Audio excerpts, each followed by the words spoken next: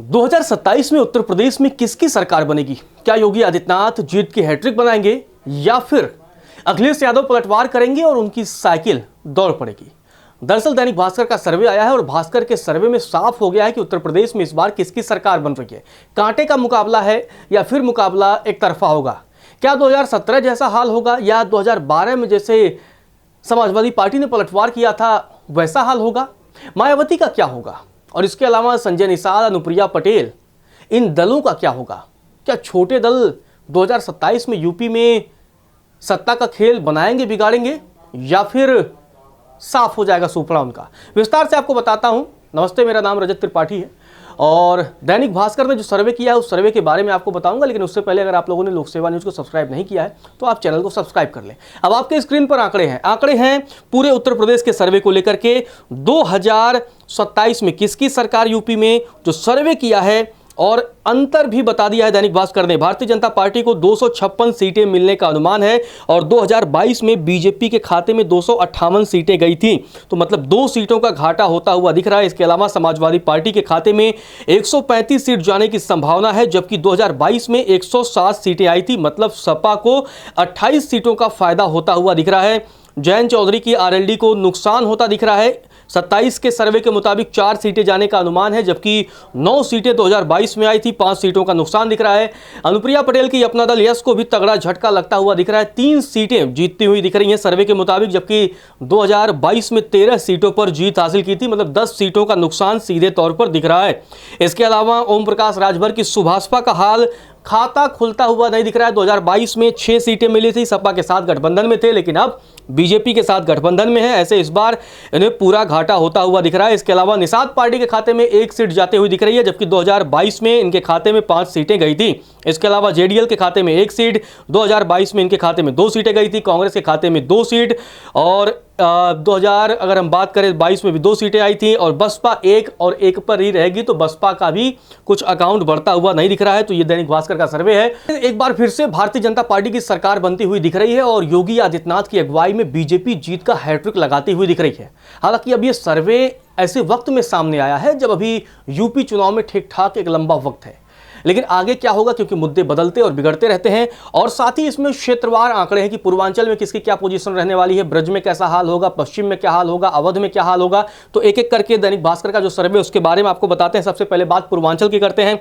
पूर्वांचल की अगर हम बात करें तो भारतीय जनता पार्टी यहां पर 77 सीटों पर जीतती हुई दिख रही है। 2022 में 67 सीटों पर तब बीजेपी ने जीत हासिल की थी, मतलब आप देखेंगे 10 सीटों का पूर्वांचल में फायदा होता हुआ दिख रहा है। जब लास्ट टाइम पूर्वांचल में थी तो कई ऐसे जिले थे, बस्ती से लेकर के सिद्धार्थनगर से लेकर के मऊ और गाजीपुर, तमाम ऐसे जिले थे जहां हार का सामना करना पड़ा था भारतीय जनता पार्टी को। लेकिन अब 10 सीटों का डिफरेंस यहां दिख रहा है। समाजवादी पार्टी को भी फायदा होता दिख रहा है। समाजवादी पार्टी पूर्वांचल में 50 सीटों पर कब्जा जमा सकती है, जबकि 44 सीटें 2022 में पूर्वांचल में सपा को मिली थी। इसके अलावा अपना दल एस को नुकसान होता दिख रहा है। अपना दल एस अनुप्रिया पटेल की पार्टी है, 2 सीटें मिलती हुई दिख रही हैं, जबकि 6 सीटें इस पूर्वांचल में आई थी। सुभाषपा अनिल राजभर की सारी सीटें 2022 में 6 की 6 यहीं से आई थी, लेकिन अब 2027 के चुनाव के जो सर्वे आए हैं उसमें खाता खुलना भी मुश्किल दिख रहा है। निषाद पार्टी जो 2022 में पूर्वांचल में 5 सीटें जीतने में कामयाब रही थी और निषाद पार्टी के खाते में 1 सीट जाती हुई दिख रही है। जेडीएल के खाते में 1 सीट जाती दिख रही है। 2 सीटें पिछली बार यहां से आई थी। कांग्रेस को पूर्वांचल से ही दोनों सीटें मिलती हुई दिख रही है और बसपा की अगर हम बात करें तो बसपा को भी 1 सीट मिलने का अनुमान है।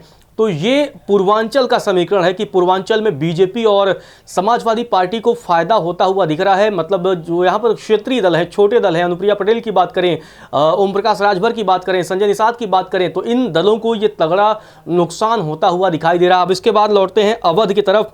अवध का क्या हाल है? अवध में बीजेपी 55 सीटों पर जीत सकती है और 2022 में यहां पर 62 सीटों पर अवध में बीजेपी को जीत मिली थी, मतलब अवध के क्षेत्र में बीजेपी को नुकसान होता हुआ दिखाई दे रहा है और यहां पर 7 सीटों का घाटे की संभावना दिखाई दे रही है। समाजवादी पार्टी की अवध में सीटें बढ़ती हुई दिख रही है, क्योंकि 2022 में यहां पर सिर्फ 19 सीटें आई थी, लेकिन अब 2027 के चुनाव में अगर हम बात करें तो सपा अवध में 27 सीटें ही जीतती दिखाई दे रही है। अपना दल का खाता खुलना यहां मुश्किल है और जबकि पिछली बार 1 सीट पर अपना दल को जीत मिली थी। तो अवध में बीजेपी को नुकसान और समाजवादी पार्टी को फायदा मिलता हुआ दिख रहा है। जब अवध का जिक्र आता है तो 2024 का जब लोकसभा चुनाव हुआ था तो उसमें भी अयोध्या की लोकसभा सीट पर बीजेपी के लल्लू सिंह हारे थे और तब अवधेश प्रसाद जो कि समाजवादी पार्टी के नेता हैं उन्होंने जीत हासिल की थी।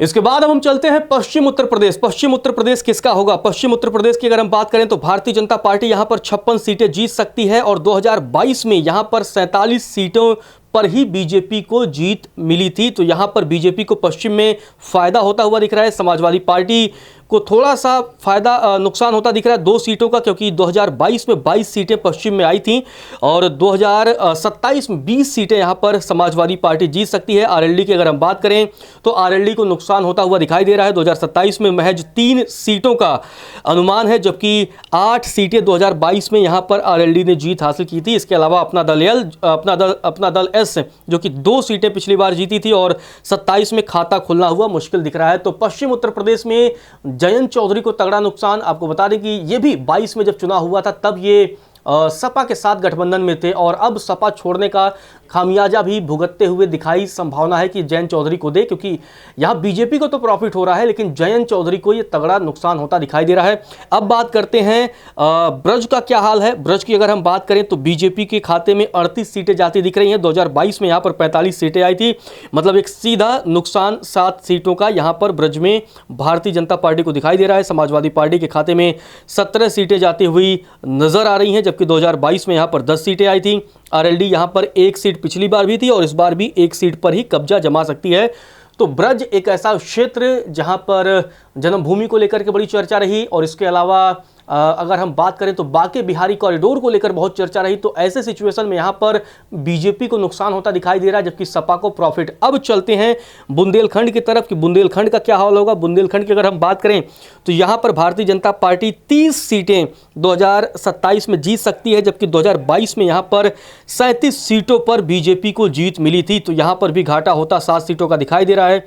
समाजवादी पार्टी बुंदेलखंड में अपना साइकिल उसका वर्चस्व बनता दिखाई दे रहा है। 21 सीटों पर सपा जीत सकती है। 12 सीटें 2022 के चुनाव में समाजवादी पार्टी ने जीती थी। अपना दल एस की अगर हम बात करें तो यहां पर 4 सीटें पिछली बार अपना दल एस को मिली थी, लेकिन इस बार 2027 में 1 सीट की संभावना है। कांग्रेस को 1 सीट यहां मिल सकती है और पिछली बार 0 था।